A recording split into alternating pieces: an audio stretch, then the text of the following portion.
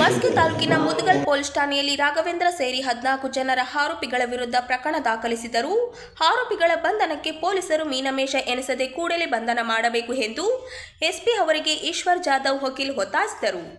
ಅವರಿಂದು ನಗರದ ಸುದ್ದಿಗಾರರೊಂದಿಗೆ ಮಾತನಾಡುತ್ತಾ, ಮುದಗಲ್ ಠಾಣೆಯಲ್ಲಿ ಅಪರಾಧ ಸಂಖ್ಯೆ 165/2025 ರಾಘವೇಂದ್ರ ಹಾಗೂ ಇತರ 14 ಇತರರ ವಿರುದ್ಧ ಸೂಕ್ತ ಕಾನೂನು ಕ್ರಮ ಜರುಗಿಸಲು ಸಂಬಂಧಪಟ್ಟ ಪೊಲೀಸ್ ಠಾಣೆಗೆ ಸೂಕ್ತ ನಿರ್ದೇಶನ ನೀಡಿ ಅವರನ್ನು ಬಂಧಿಸಲು ಕ್ರಮ ಕೈಗೊಳ್ಳಬೇಕೆಂದು ಆಗ್ರಹಿಸಿದರು. ರಾಘವೇಂದ್ರ ತಂದೆ ಮಲ್ಲಪ್ಪ ಮತ್ತು ರಾಮಪ್ಪ ಸುಕ್ಕುಬಾಯಿ ನಡುವೆ ಹಳೆ ವೈಷಮ್ಯವಿದ್ದು, ಆಗಸ್ಟ್ 29, 2025ರಂದು ರಾಘವೇಂದ್ರ ಮತ್ತು ಆತನ ಕುಟುಂಬದವರು ರಾಮಪ್ಪ ಸುಕ್ಕುಬಾಯಿ ಮತ್ತು ಇತರರೊಂದಿಗೆ ಜಗಳ ತೆಗೆದು ಮಾರಣಾಂತಿಕ ಹಲ್ಲೆ ಮಾಡಿದ್ದಾರೆ ಎಂದು ದೂರಿದರು. ಈ ಬಗ್ಗೆ ಈಗಾಗಲೇ ಸದರಿ ವಿಷಯದ ಬಗ್ಗೆ ಮುದಗಲ್ ಪೊಲೀಸ್ ಠಾಣೆಯಲ್ಲಿ ದೂರು ನೀಡಿದ್ದು, ದೂರಿನ ಆಧಾರದ ಮೇಲೆ ಸದರಿ ಪೊಲೀಸ್ ಠಾಣೆಯವರು ಗುನ್ನೆ ನಂಬರ್ 134/2025 ದಾಖಲು ಮಾಡಿಕೊಂಡಿರ್ತಾರೆ.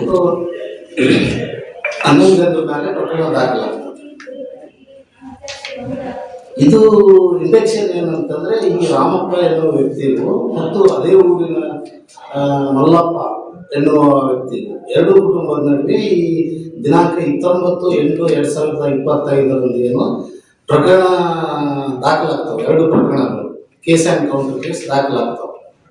ಆ ಪ್ರಕರಣದಲ್ಲಿ ಏನಾಗ್ತದೆ ಅಂತಂದ್ರೆ, ಈ ರಾಮಪ್ಪನ ಕುಟುಂಬದವರು ಮೊನ್ನೆ ನ್ಯಾಯಾಲಯಕ್ಕೆ ಜಾಮೀನಿಗೆ ಅರ್ಜಿ ಸಲ್ಲಿಸಿ ಜಾಮೀನನ್ನು ಪಡೆದುಕೊಂಡು ಇವ್ರದೇ ಆದಂತಹ ಜಾಮೀನು ಸಿಕ್ಕಾಗ ಇವ್ರದೇ ಆದಂತಹ ಕೆಲಸದಲ್ಲಿ ಇವ್ರು ಇರ್ತಾರೆ. ಆಮೇಲೆ ಈ ಮಲ್ಲಪ್ಪ ಎನ್ನುವ ವ್ಯಕ್ತಿಯ ಕುಟುಂಬದವರಿಗೆ ಏನಾಗ್ತದೆ ಅಂತಂದ್ರೆ, ನ್ಯಾಯಾಲಯ ಮಾನ್ಯ ಈ ಹೆಚ್ಚುವರಿ ಮತ್ತು ಜಿಲ್ಲಾ ನ್ಯಾಯಾಲಯ ಸಂಚಾರಿ ಪೀಠ ಸಿಂಧಾನೂರು, ಲಿಂಗಸ್ಕೂರು ಈ ಪೀಠ ಏನ್ ಮಾಡ್ತಾರೆ ಅಂದ್ರೆ ಜಾಮೀನನ್ನು ತಿರಸ್ಕರಿಸಿದಾಗ ಈ ಆರೋಪಿತರು ಏನ್ ಮಾಡ್ತಾರೆ, ಮುಂದೆ ಹೈಕೋರ್ಟಿಗೆ ಹೋಗ್ತಾರೆ. ಅದರಲ್ಲಿ ಏನಾಗ್ತದ, ಬೇಲ್ ರಿಸಲ್ಟ್ ಆದಾಗ ಇದರಲ್ಲಿ ರಾಘವೇಂದ್ರವನ್ನು ಪೊಲೀಸ್ ಇರ್ತಾರೆ. ಆ ಮಲ್ಲಪ್ಪನವರ ಕುಟುಂಬ ಮಗ ರಾಘವೇಂದ್ರವನ್ನು ಈ ರಾಯಚೂರು ರೈಲ್ವೆ ಇಲಾಖೆಯಲ್ಲಿ ಪೊಲೀಸ್ ಕಾರ್ಯನಿರ್ವಹಣೆ ಮಾಡ್ತಾರೆ. ಅದರಲ್ಲಿ ಈ ರಾಘವೇಂದ್ರ ಅನ್ನೋದನ್ನು ಬೇಲ್ ಕ್ಯಾನ್ಸಲ್ ಆಗ್ತದೆ. ಬೇಲ್ ಕ್ಯಾನ್ಸಲ್ ಆದಾಗ ಹೈಕೋರ್ಟಿಗೆ ಹಾಕೊಂತಾರೆ. ಮತ್ತೆ ಹೈಕೋರ್ಟಿಗೆ ಹಾಕಿದಾಗ ಏನಾಗ್ತದ, 8 ಜನರಿಗೆ ಜಾಮೀನು, 8-9 ಜನರಿಗೆ ಜಾಮೀನು ಆಗ್ತದೆ. ಇದರಲ್ಲಿ ರಾಘವೇಂದ್ರವನ್ನು ನಾನು ಆನ್ ಡ್ಯೂಟಿಯಲ್ಲಿ ಇದ್ದೀನಿ, ನಾನು ಈ ಡ್ಯೂಟಿ ಸರ್ಟಿಫಿಕೇಟ್ ತೆಗೆದುಕೊಂಡು ಹೋಗಿ ನಾನು ಚಾರ್ಜ್ ಶೀಟಲ್ಲಿ ಹೆಸರು ತೆಗೆಸ್ಬೇಕಂತ ಹೇಳ್ಬಿಟ್ಟು ಪ್ರಯತ್ನ ಮಾಡಿದ್ರಲ್ಲಿ ಅಲ್ಲಿ ಬೇಲ್ ರಿಸಲ್ಟ್ ಆದಾಗ ಇವನು ಆರೋಪಿ ನಂಬರ್ 10 ಇರ್ತಾನೆ, ಇವನು ಜಾಮೀನೇ ಆಗಿರಲ್ಲ. ಆದ್ರೂ ಪೊಲೀಸ್ ಠಾಣೆಗೆ ಬರ್ತಾನೆ, ರಾಜರು ಸರ್ ಹೋಗ್ತಾನೆ ಬರ್ತಾನೆ. ಮುದಗಲ್ PSI ನನ್ನ ಸ್ನೇಹಿತ ಅದನ್ನ, ನೀವೇನು ಮಾಡ್ಕೊಂತೀರಿ ಅಂತೇಳಿ, ಇವ್ರನ್ನ ಮೊದಲು ಮಾಡಿರೋ ಕೇಸನ್ನ ನೀವು ವಾಪಸ್ ಕೊಡ್ರಿ ಅಂತೇಳಿ ಒತ್ತಡ ಇರ್ತದೆ ಅಂತೇಳಿ ನಮಗೊಂದು ಮಾಹಿತಿ ಕೊಡ್ತಾರೆ. ನಮ್ಮ ಕಕ್ಷಿದಾರರು ಪ್ರಕಾರ ನಾವು ಮೊದಲೇ ಕೇಸ್ ಮಾಡಿದ್ವಲ್ಲ, ಆ ಕೇಸ್ನಲ್ಲಿ ರಾಜಿ ಆಗಲಿ ಅಂತೇಳಿ ಒತ್ತಡ ಮಾಡಕ್ಕಾಗ್ತಾರ.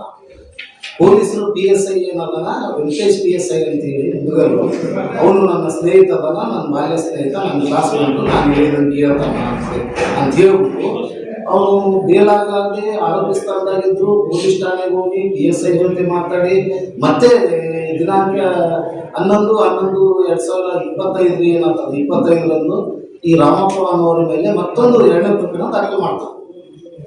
ಅದು ಕ್ರೈಮ್ ನಂಬರ್ 63/2025. ಈ ಪತ್ರಿಕಾಗೋಷ್ಠಿಯನ್ನು ಹಮ್ಮಿಕೊಳ್ಳುವ ಉದ್ದೇಶವೇನು? ರಾಜರೋಷವಾಗಿ ರಾತ್ರೋರಾತ್ರಿ ಕಳ್ಳತನದಿಂದ ಭತ್ತ ಕಟಾವು ಮಾಡಿದ ಆರೋಪಿಗಳ ವಿರುದ್ಧ ಪ್ರಕರಣ ದಾಖಲಾಗಿದ್ದು, ಕೂಡಲೇ ಅವರನ್ನು ಬಂಧಿಸಬೇಕೆಂದು ದಲಿತ ಸೇನೆ ಅಧ್ಯಕ್ಷೆ ವಿಜಯರಾಣಿ ಹೇಳಿದರು.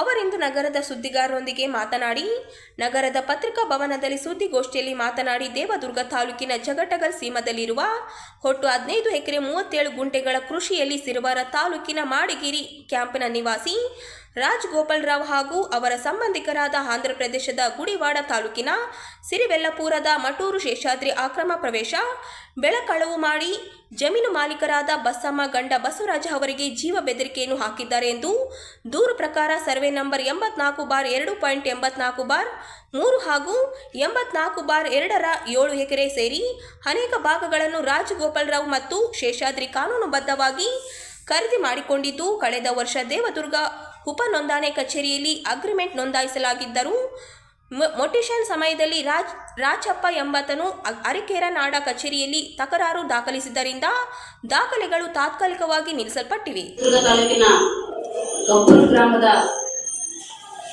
84/2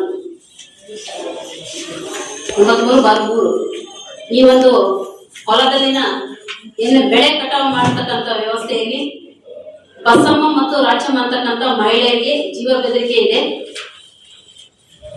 ಸಿರುವಾರ ತಾಲೂಕಿನ ಮಾಡಗಿರಿ ಕ್ಯಾಂಪಿನ ರಾಜಗೋಪಾಲರಾವ್ ಅವರು ಈ ಒಂದು ಹೊಲವನ್ನು ಖರೀದಿ ಮಾಡಿರ್ತಾರೆ. ಬಸಮ್ಮ ಮತ್ತು ರಾಚಮ್ಮ ಇವರು ಬಡ ಕುಟುಂಬದ ಮಹಿಳೆಯರು. ಈಗಾಗಲೇ ಅವರು ತಮ್ಮ ಹೊಲವನ್ನ, ತಮ್ಮ ಅಸ್ತಿತ್ವದಲ್ಲಿರ್ತಕ್ಕಂಥ ಆಸ್ತಿಯನ್ನ ಅವರು ಊಟ ಮಾಡ್ತಾ ಇದ್ದಾರೆ. ಈ ಹಿಂದೆ ನಾನು ಪಾಣಿಯೊಳಗ ನಾನು ಸಾಗುವಳಿ ಇದ್ದೀನಿ, ನಾನು ಹಿಂದೆ ಸಾಗುವಳಿ ಇದ್ದವನು ನಾನು ಅಂತೇಳಿ ರಾಚಪ್ಪ ಅಂತಕ್ಕಂಥ ವ್ಯಕ್ತಿ ರಾತ್ರೋರಾತ್ರಿ ತನ್ನ ಒಂದು ಬೆಂಬಲಿಗರಿಂದ ಹೊಲದಲ್ಲಿರ್ತಕ್ಕಂಥ ಭತ್ತವನ್ನ ಕಟಾವು ಮಾಡಿಕೊಂಡು ರಾತ್ರೋರಾತ್ರಿ ಭತ್ತ ಕಟಾವು ಮಾಡಿ ಅದನ್ನ ಕಳವು ಮಾಡಿರ್ತಾರೆ. ಇದನ್ನ ನಮ್ಮ ಎಲ್ಲ ಪ್ರಗತಿಪರ, ದಲಿತ ಪರ ಮತ್ತು ಮಹಿಳಾ ಸಂಘಟನೆಗಳು ತೀವ್ರ ಖಂಡಿಸ್ತಾ ಇದ್ವಿ. ಯಾಕಂತಂದ್ರೆ ಬಡ ರೈತರು ತಮ್ಮ ಜೀವನೋಪಾಯ ಅವ್ರದೇ ಆದ ಆಸ್ತಿಯನ್ನು ಅವರು ಊಟ ಮಾಡುವಾಗ ಅಕ್ರಮ ಪ್ರವೇಶ ಮಾಡ್ತಕ್ಕಂಥ ವ್ಯವಸ್ಥೆಯನ್ನು ನಾವು ನಮ್ಮ ಜಿಲ್ಲೆಯಲ್ಲಿ ಮತ್ತು ತಾಲೂಕಲ್ಲಿ ಕಾಣ್ತಾ ಇದ್ದೀವಿ. ಅವರ ಆಸ್ತಿಗಳಲ್ಲಿ ಬೆಳೆದಂತ ಅನ್ನವನ್ನು ಊಟ ಮಾಡೋದಕ್ಕೆ ಅವರಿಗೆ ಅವಕಾಶಗಳಿಲ್ಲ. ಪ್ರಭಾವಿಗಳ ಒಂದು ಕೈವಾಡದಿಂದನೋ ಅಥವಾ ಆ ಗ್ರಾಮಗಳಲ್ಲಿ ಇರ್ತಕ್ಕಂಥ ಏನೋ ಬಲಾಢ್ಯರು ದುರ್ಬಲರ ಮೇಲೆ ಮಾಡ್ತಕ್ಕಂಥ ದೌರ್ಜನ್ಯ ಅಂತಾನೆ ವ್ಯವಸ್ಥೆಯನ್ನ ನಾವು ಇಲ್ಲಿ ಖಂಡಿಸ್ತಾ ಇದೀವಿ. ಮತ್ತು ದೌರ್ಜನ್ಯ ಕೂಡ ಹೌದು. ಬಸಮ್ಮ ಮತ್ತು ರಾಚಮ್ಮ ಅಂತಕ್ಕಂಥ ಮಹಿಳೆಯರಿಗೆ ಯಾರೂ ಇಲ್ಲ. ಅವರು ತಮ್ಮ ಮಾಲಕತ್ವದ ಆಸ್ತಿಯನ್ನು ಉಣ್ತಾ ಇದ್ದಾರೆ. 650 ಚೀಲ ಕವಳೆಯನ್ನು ಭತ್ತವನ್ನು ತೆಗೆದುಕೊಂಡ ಕೇಸ್ನಲ್ಲಿ ನಮ್ಮ ಜಿಲ್ಲಾಡಳಿತಕ್ಕೆ ಸಂಬಂಧಪಟ್ಟಂಗೆ ಟಿಸಿ, ಎಸಿ ಮತ್ತು ತಹಶೀಲ್ದಾರ್ ಆದೇಶ ಕೂಡ ಆಗಿದೆ. ಈ ಒಂದು ಆಸ್ತಿಯನ್ನ ಇವರೇ ಉಣ್ಬೇಕಂತ ಆಗಿದೆ ಆದೇಶ. ಆದ್ರೂ ಕೂಡ ಅತಿಕ್ರಮ ಪ್ರವೇಶ ಮಾಡಿ 2ನೇ ತಾರೀಕಿನ ಕಾನೂನು ಕ್ರಮ ಕೈಗೊಳ್ಳಲು ನಮ್ಮ ಪೊಲೀಸ್ ಬಸಪ್ಪ ತಂದೆ ಇವ್ರ ತಂದೆ ಬಸಪ್ಪ ಅವ್ರ ಮಗಳು ಬಸಮ್ಮ ಗಂಡ ದಂಡಪ್ಪ ಅವ್ರ ಕಡೆಯಿಂದ ಇಲ್ಲ. ಬಸಪ್ಪ ಅವ್ರು ಹೋದ್ರು. ಅವ್ರ ಮಗಳ ಹೆಸರು ಸುಮಾರು 16 ಎಕರೆ ಆಸ್ತಿ, ಸರ್ವೆ ನಂಬರ್ 83-84ರಂತೆ 16 ಎಕರೆ ಆಸ್ತಿ. ಈ 16 ಎಕರೆ ಆಸ್ತಿ ಪಾಪ ಈ ಬಡ ಮಹಿಳೆ ಏನು ಬಸಮ್ಮ ಅವರ ಆಸ್ತಿ, ಅವರು ಕಬ್ಜದಲ್ಲಿದೆ, ಅವ್ರ ಸ್ವಾಧೀನದಲ್ಲಿದೆ, ಅವರೇ ತಿಂತಾ ಇದ್ದಾರೆ. 82ರಲ್ಲಿ ರಾಚಪ್ಪ ಅನ್ನೋರು ಸಾಗುವಳಿ ಚೀಟಿಯಲ್ಲಿ ಆ ಕಾಲಮ್ ಅಲ್ಲಿ ಇದ್ರು. ಆ ಕಾಲಮ್ ಅಲ್ಲಿ ಇದ್ದಾಗ ಅವ್ರೇನ್ ಮಾಡ್ತಾರೆ, ಮಾನ್ಯ ಸಹಾಯಕ ಆಯುಕ್ತರ ಹತ್ರ, DC ಅವರ ಹತ್ರ, ಆಮೇಲೆ ತಹಸೀಲ್ದಾರ್ ಅವರ ಹತ್ರ, ಎಲ್ಲರ ಹತ್ರ ಹೋಗ್ತಾರೆ. ಇವರು ಹೋದಾಗ ಅಲ್ಲಿ ಎಲ್ಲಾ ಸತ್ಯಾಸತ್ಯತೆಯನ್ನು ಪರಿಶೀಲಿಸಿ ಮಾನ್ಯ AC ಸಾಹೇಬರು, DC ಸಾಹೇಬರು ಮತ್ತು ಮಾನ್ಯ ಏನು ನ್ಯಾಯಾಲಯವು ಬಸಮ್ಮ ಇವರೇ ಇದಕ್ಕೆ ಮಾಲಕತ್ವದ ಹಕ್ಕಿದೆ, ಇವರೇ ಇದಕ್ಕೆ ವಾರಸ್ದಾರ ಅಂತೇಳಿ ತೀರ್ಪಾಗುತ್ತೆ. ಆಮೇಲೆ ಕೋರ್ಟಿನ ಆದೇಶನು ನಾವು ಎತ್ತಿ ಹಿಡಿಯಲ್ಲ, ಯಾಕಂತಂದ್ರೆ ಇವರೇ ಮಾಲಕತ್ವ ಅಂತೇಳಿ ಆ ಕಾಪಿ ಕಟ್ಟಿದೀನಿ, ಅದರಲ್ಲಿ ನೋಡ್ಕೊಳ್ಳಿ ಸರ್. ಇದು ಒಂದೇದು. ಎರಡನೇದು ಏನ್ ಮಾಡ್ತಾರೆ, ಸುಮ್ನೆ ಏನು ವಿನಾಕಾರಣ ದಿನಾಂಕ 30 ತಿಂಗಳಲ್ಲಿ 11ನೇ ತಿಂಗಳ 27ಕ್ಕೆ ಇವ್ರೇನ್ ಮಾಡ್ತಾರೆ, ಪೊಲೀಸ್ ಸ್ಟೇಷನ್ಗೆ ಹೋಗಿ ನಮ್ದು ಹೊಲ ಇದು, ನಾವೇ ಇದು ಮಾಡ್ಬೇಕಂತಾರೆ. ನಾವೇನ್ ಮಾಡ್ತೀವಿ, ಪೊಲೀಸ್ ಸ್ಟೇಷನ್ ನಾವೊಂದು ಪತ್ರ ಕೊಡ್ತೀವಿ, ನಮ್ದೊಂದು ಸರ್ ಅಹವಾಲ್ ಇದೆ ತಗೊಳ್ಳಿ, ಇವರೆಲ್ಲ ಏನೋ ಡ್ರೆಸ್ ಪಾಸರ್ಸ್ ಇದಾರೆ, ನಮ್ಮ ಹೊಲದಲ್ಲಿ ಬಂದು ಬೇಕಾಬಿಟ್ಟಿಯಾಗಿ ನಮಗೆ ತ್ರಾಸ ಕೊಡ್ತಾ ಇದಾರೆ ಅಂತೇಳಿ ನಾವೊಂದು ಪೊಲೀಸ್ ಸ್ಟೇಷನ್ ಅಲ್ಲಿ ಕಂಪ್ಲೇಂಟ್ ಕೊಡ್ತೀವಿ. ಅವಾಗ ಪೊಲೀಸರು ಏನಂತಾರೆ, ನೀವು 2 ದಿನ ಆರಾಮಾಗಿರ್ರಿ, ಏನು ಮಾತಾಡಬೇಡ್ರಿ, ಸಾಹೇಬರಿಗೆ ಆರಾಮಿಲ್ಲ, ಡ್ಯೂಟಿಯಲ್ಲಿ ಇಲ್ಲ ಅಂತೇಳಿ ಗಬ್ಬೂರ್ PSI ಸಾಹೇಬರು ಏನೋ ಒಂದು ಅಪಘಾತದಲ್ಲಿ ಪಾಪ ಇನ್ಸಿಡೆಂಟ್ ಆಗಿರುತ್ತೆ ಅವ್ರಿಗೆ, ನಾವು ಅದನ್ನ ಅರ್ಥ ಮಾಡ್ಕೊಂಡು ಸುಮ್ಮನೆ ಇರ್ತೀವಿ. ಅವಾಗ ಇವ್ರು ರಾಚಪ್ಪ ಅನ್ನೋರು ಏನ್ ಮಾಡ್ತಾರೆ, ರಾತ್ರೋರಾತ್ರಿ 2 ಮಷೀನು 6 ಟ್ರ್ಯಾಕ್ಟರ್ ಜೊತೆಗೆ ಇಡೀ 16 ಎಕರೆ ಹೊಲ ಭತ್ತನ ಕೊಯ್ಕೊಂಡು ಹೋಗ್ತಾರೆ. ಕೊಯ್ಕೊಂಡು ಹೋದ್ಮೇಲೆ ನಾವು ಬೆಳಗ್ಗೆ ಬಂದು ನೋಡಿದಾಗ ಗದ್ದೆಯಲ್ಲಿ ಭತ್ತ ಇರಲ್ಲ. ಅವಾಗ ನಾವೇನ್ ಮಾಡ್ತೀವಿ, ಮಾನ್ಯ ಏನು SP ಸಾಹೇಬ್ರ ಹತ್ರ ಹೋಗಿ ಮನವಿ ಮಾಡ್ಕೊಂಡಾಗ 30ನೇ ತಾರೀಕಿಗೆ ಈ 6 ಜನದ ಮೇಲೆ ಪ್ರಕರಣ ದಾಖಲಾಗುತ್ತೆ. ಗಬ್ಬೂರ್ ಸ್ಟೇಷನ್ ಅಲ್ಲಿ FIR ಆಗುತ್ತೆ. FIR ಆದ್ರೂ ನಮ್ದು ಇಷ್ಟೇ ಅಳಿಲು ಮಾಧ್ಯಮದ ಮುಖಾಂತರ ನಾವ್ ಏನ್ ಅಳಿಲು ತೋರಿಸ್ಕೊಳ್ತಾ ಇದೀವಿ ಅಂತಂದ್ರೆ, ಒಬ್ಬ ಬಡ ಏನು ಹೆಣ್ಮಗಳು ಬಡ ಮಹಿಳೆಗೆ ಏನು ರಾತ್ರೋರಾತ್ರಿ ಇವರು ಡ್ರೆಸ್ ಪಾಸ್ ಮಾಡಿ 16 ಎಕರೆ 1 ಎಕರೆ ಹಚ್ಬೇಕಂದ್ರೆ 40 ರಿಂದ 50 ಸಾವಿರ ರೂಪಾಯಿ ಖರ್ಚು ಬರುತ್ತೆ. ಆ ಅಮ್ಮ ಏನು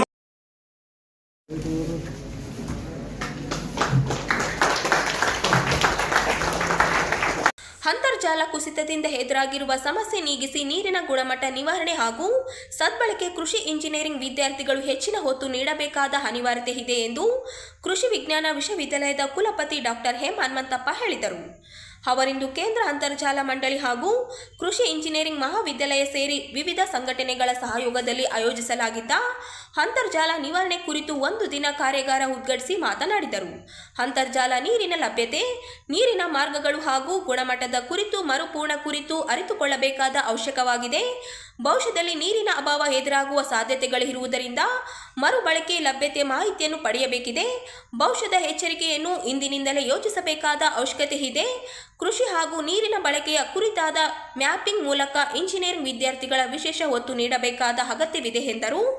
ಮುಖ್ಯ ಅತಿಥಿಯಾಗಿ ಮಾತನಾಡಿದ ಕೇಂದ್ರ ಅಂತರ್ಜಾಲ ಮಂಡಳಿ ಪ್ರಾದೇಶಿಕ ನಿರ್ದೇಶಕ ಕೃಷ್ಣಮೂರ್ತಿ ಮಾತನಾಡಿ, ಅಂತರ್ಜಾಲದ ಲಭ್ಯತೆ ಕುರಿತಂತೆ 3 ಹಂತದಲ್ಲಿ ಕೃಷಿ ಇಂಜಿನಿಯರಿಂಗ್ ವಿದ್ಯಾರ್ಥಿಗಳಿಗೆ ಮಾಹಿತಿ ನೀಡಲಾಗುತ್ತಿದೆ. ಕಲ್ಯಾಣ ಕರ್ನಾಟಕ ಜಿಲ್ಲೆ ಹಾಗೂ ತಾಲೂಕುಗಳಲ್ಲಿ ಅಂತರ್ಜಾಲ ಲಭ್ಯತೆಯ ಕುರಿತಂತೆ ಕೃಷಿ ಇಂಜಿನಿಯರಿಂಗ್ ವಿದ್ಯಾರ್ಥಿಗಳಿಗೆ ಮಾಹಿತಿ ನೀಡಲಾಗುತ್ತದೆ. ಅಂತರ್ಜಾಲ ಲಭ್ಯತೆಯ ಕುರಿತು ಗುಣಮಟ್ಟ ಮತ್ತು ನಿವಾರಣೆ ಕುರಿತು ಮಾಹಿತಿ ನೀಡಲಾಗುತ್ತಿದ್ದು, ವಿದ್ಯಾರ್ಥಿಗಳು ಸದುಪಯೋಗ ಪಡಿಸಬೇಕು ಎಂದರು. ಚನ್ನಕ್ಕಿ ಮಾಲೆ ಬಿಲ್ಪತ್ರೆ ಚನ್ನಕ್ಕಿ ಪೂಜೆಗೆ ಬಂದು ಮಾದೇವ ನಿಮ್ಮ ಸೋಜುಗಾರ ಸುಂಡು ಮಲ್ಲಿಗೆ ತಪ್ಪಾಳೆ ಮಾದೇವ ನಿಂಗೆ ಮಾರಪ್ಪ ಕಿತ್ತಾಡಿ ಮಾದೇವ ನಿಮ್ಮ ಸೋಜು ಮಾದೇವ ನಿಮ್ಮ ಮಂಡ್ಯ ಮ್ಯಾಲೆ ಸುಂಡು ಮಲ್ಲಿಗೆ. ಪ್ರಾರ್ಥನಾ ಗೀತೆಯನ್ನು ಈಗ ಇಂದಿನ ದಕ್ಷಿಣ ಪಶ್ಚಿಮ ವಲಯ ಬೆಂಗಳೂರು ಇವರಲ್ಲಿ ವಿನಂತಿಸಿಕೊಳ್ಳುತ್ತೇನೆ.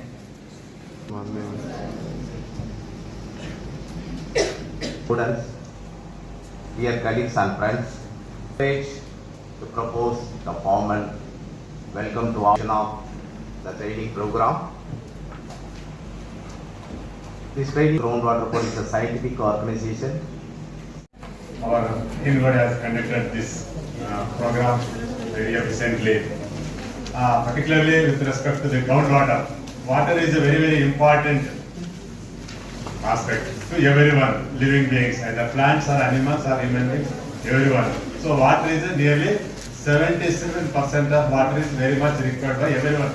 So without water we cannot live, plants as well as animals or human beings.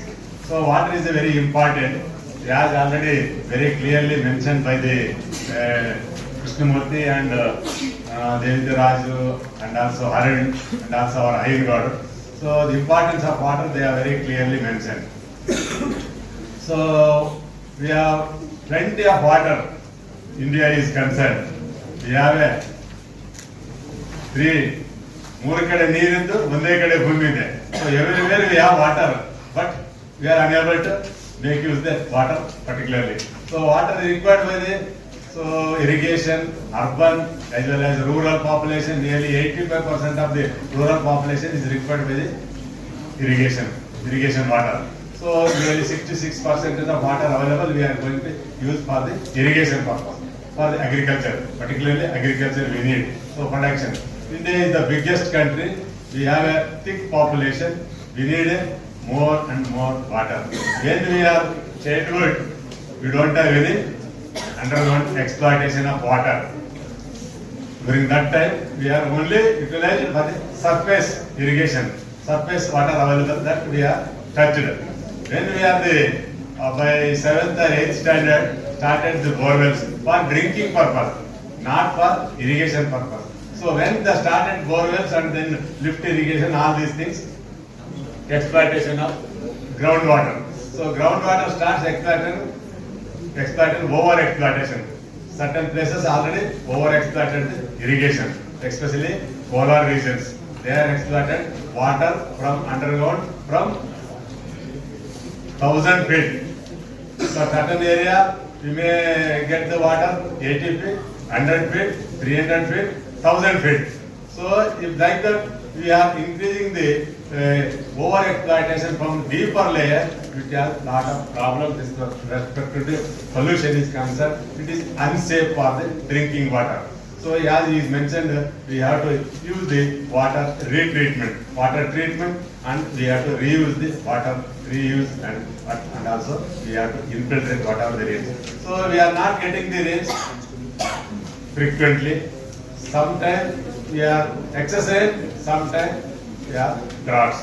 So this also needs to be, we have to take care of the how we are going to recharge our water, especially during the low rainfall. So this is also, we have a lot of this one with respect to the concern is concerned, the climate change. Climate change is also one of the important, how we have to balance the water requirement as well as the water recharging, all these things. They are planning for this one, and the government is also initiating several schemes under the Jal Shakti, Atal Bihar, that is Bhojal Yojana. Like that, the government is also initiating several schemes with respect to the how we are going to save the water, and it also map the aquifer maps, so that if we concern the world, so every year nearly more than 2 lakh hectares we are losing with respect to this one. And also this statistics and all other things is very, very important, particularly with respect to the ecological balance as well as the water requirement. So water requirement, if it goes on, already we are exploiting the underground treatment water already 50%. Remaining 50% is there. Out of 100%, we have exploited underground resources. If it goes on exploitation, next another 40 to 50 years, what is the fate? That's why we are thinking in that line. We have to take care with respect, especially young scientists. You are should know what is the availability, what is ಏನ್ contribution ಇದೆ, ನಾವೇನ್ ಮಾಡ್ತಾ ಇದ್ದೀವಿ, ನಾವು ಏನಕ್ಕೆ ನಿಮ್ಮ agriculture ಇಂಜಿನಿಯರ್ಗಳನ್ನೇ ಈ training ಪ್ರೋಗ್ರಾಮ್ಗೆ ನಾವು ಸೆಲೆಕ್ಟ್ ಮಾಡ್ಕೊಂಡಿದ್ದೀವಿ ಅನ್ನೋದ್ರ ಬಗ್ಗೆ ನಾನು ಹೇಳ್ತಾ ಹೋದ್ರೆ, ಕೇಂದ್ರೀಯ ಅಂತರ್ಜಲ ಮಂಡಳಿ ಅನ್ನೋದು ಇದು ನಮ್ಮ ಮಿನಿಸ್ಟ್ರಿ ಆಫ್ ಜಲಶಕ್ತಿ ಮಂತ್ರಾಲಯದಲ್ಲಿ ಬರುತ್ತೆ. We have total 18 regional office in India and 8 unit offices and 17 engineering sections in throughout India. ಅದರಲ್ಲಿ ಸೌತ್ ವೆಸ್ಟರ್ನ್ ರೀಜನ್, ಏನ್ ಬೋರ್ಡ್ ಅಲ್ಲಿ ನೀವು ನೋಡಿದ್ದೀರಾ, ಸೌತ್ ವೆಸ್ಟರ್ನ್ ರೀಜನ್ ಅನ್ನೋದು Karnataka, Goa. We are looking after Karnataka, Goa both. I am heading South Western as a regional director. Main ಆಗಿ ಈ training program ನಾವು ಏನಕ್ಕೆ ನಿಮ್ಮಲ್ಲಿ ಹಮ್ಮಿಕೊಂಡಿದೀವಿ ಅಂತಂದ್ರೆ, ವಾಟರ್ ಸೆಕ್ಟರ್ ಅಲ್ಲಿ agriculture and engineering also one of the key role ಅಲ್ಲಿ ನೀವು ಕೆಲಸ ಮಾಡಬೇಕಾಗುತ್ತೆ. ವಾಟರ್ ಮ್ಯಾನೇಜ್ಮೆಂಟ್, ವಾಟರ್ ಲಭ್ಯತೆ, ಏನು ಅಂತರ್ಜಲ ಲಭ್ಯತೆ ಇದೆ, ಅಂತರ್ಜಲದ ಮ್ಯಾನೇಜ್ಮೆಂಟ್ ಏನಿದೆ, ಮೊದಲು ಯಾವ ರೀತಿ ಸಿಗ್ತಾ ಇತ್ತು, ಈಗ ಯಾವ ರೀತಿಯಲ್ಲಿದೆ ಅನ್ನೋದ್ರ ಬಗ್ಗೆ ನಿಮಗೆಲ್ಲ ಒಂದು ಅವಗಾಹನ ಮೂಡಿಸೋದಕ್ಕೋಸ್ಕರ ಇವತ್ತು ನಾವು ಇಲ್ಲಿ ಒಂದು ಈ ಟ್ರೈನಿಂಗ್ ಪ್ರೋಗ್ರಾಮ್ ನಾವು ಕಂಡಕ್ಟ್ ಮಾಡ್ತಾ ಇದ್ದೀವಿ. ನಿಮಗೆಲ್ಲ ಗೊತ್ತಿದೆ, ನಿಯರ್ಲಿ 65% ಆಫ್ ಗ್ರೌಂಡ್ ವಾಟರ್ನ ನಾವು ಅಗ್ರಿಕಲ್ಚರ್ಗೆ ಯೂಸ್ ಮಾಡ್ತೀವಿ, 85% ಡ್ರಿಂಕಿಂಗ್ ವಾಟರ್ಗೆ ಯೂಸ್ ಮಾಡ್ತೀವಿ. ನಾವೇನು ಡ್ರಿಂಕಿಂಗ್ ವಾಟರ್ಗೆ ಮೇನ್ ಹಳ್ಳಿಗಳಲ್ಲಿ 85% ನಾವು ಡ್ರಿಂಕಿಂಗ್ ವಾಟರ್ಗೆ ಗ್ರೌಂಡ್ ವಾಟರ್ ಮೇಲೆ ಡಿಪೆಂಡ್ ಆಗಿದ್ದೀವಿ. ಅದಕ್ಕೋಸ್ಕರ ನಾವು ಥ್ರೂಔಟ್ ಇಂಡಿಯಾ ಅಂದ್ರೆ 25 ಲಕ್ಷ ಸ್ಕ್ವೇರ್ ಕಿಲೋಮೀಟರ್ ಏರಿಯಾನ ನಾವು ಅಕ್ವಿಫರ್ ಮ್ಯಾಪ್ ಮಾಡಿದ್ದೀವಿ.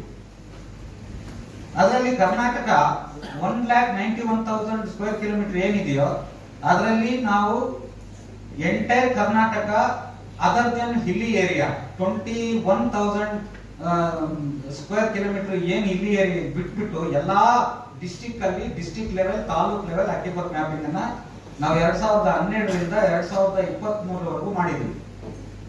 ಮಾಡ್ಬಿಟ್ಟು ಅದನ್ನೆಲ್ಲ ನಮ್ಮ ವೆಬ್ಸೈಟ್ ಅಲ್ಲಿ ಅಪ್ಲೋಡ್ ಮಾಡಿದ್ವಿ. ನೀವು ಹೋಗಿ ನಮ್ಮ ವೆಬ್ಸೈಟ್ ನ ವಿಸಿಟ್ ಮಾಡಿದ್ರೆ www.cdw.gov.in ನಲ್ಲಿ ಹೋದ್ರೆ ನಿಮಗೆ ಎಲ್ಲಾ state wide district wide aquifer mapping report ನಿಮಗೆ ಸಿಗುತ್ತೆ.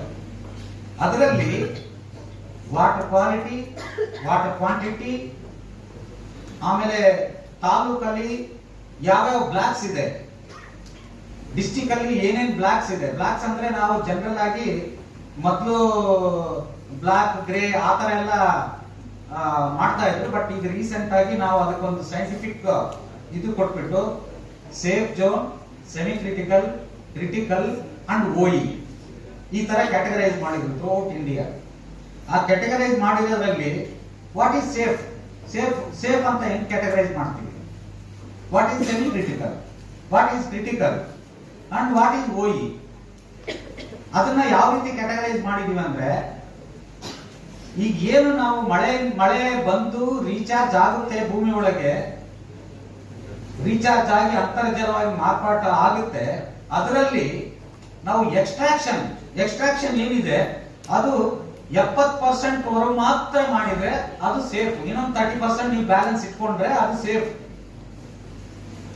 ಆದ್ರೆ ನಾವು ಕೆಲವು ಕಡೆ ಎಲ್ಲ ಅಷ್ಟು ಪರ್ಸೆಂಟೇಜ್ ನಾವು ಇಟ್ಕೊಂಡಿಲ್ಲ. ಮೋರ್ ದೆನ್ 100% ಕೂಡ ನಾವು ಅದನ್ನ ಯುಟಿಲೈಸೇಷನ್ ಮಾಡ್ಕೊತಾ ಇದೀವಿ, ಎಕ್ಸ್ಟ್ರಾಕ್ಷನ್ ಮಾಡ್ತಾ ಇದೀವಿ. ಸೊ ಅದಕ್ಕೋಸ್ಕರ 70 ಬಿಲೋ ಇದ್ರೆ ಅದು safe. 70 to 90% if you are extracting ಅಲ್ಲಿ ಸ್ವಲ್ಪ ಪ್ರಾಬ್ಲಮ್ ಸ್ಟಾರ್ಟ್ ಆಗುತ್ತೆ ಅಂತ, ಅದು ಸೆಮಿ ಕ್ರಿಟಿಕಲ್ ಅಂತೀವಿ, ಅದನ್ನ ಸೆಮಿ ಕ್ರಿಟಿಕಲ್ ಬ್ಲಾಕ್ ಅಂತೀವಿ. 90 to 100% ಏನಿದೆ ಅದು ಕ್ರಿಟಿಕಲ್. ನೀವು ತುಂಬಾ ಕಷ್ಟದಲ್ಲಿ ಬಂದ್ಬಿಟ್ರಿ, ಅದನ್ನ ಸೇವ್ ಮಾಡ್ಕೋಬೇಕು. So critical. ಮೋರ್ ದೆನ್ 100% ನಿಮಗೆ ಏನ್ ರೀಚಾರ್ಜ್ ಆಗುತ್ತೆ ಅದಕ್ಕೆ 100% ಗಿಂತ ಮೇಲೆ ನೀವು ಎಕ್ಸ್ಟ್ರಾಕ್ಟ್ ಮಾಡಿದ್ರಂದ್ರೆ that is OE, over exploited block ಅಂತ ಕರಿತೀವಿ. ಸೊ ನಮ್ಮ ಕರ್ನಾಟಕದಲ್ಲಿ 44 ತಾಲೂಕು ಓಇ ಇದಾವೆ. 40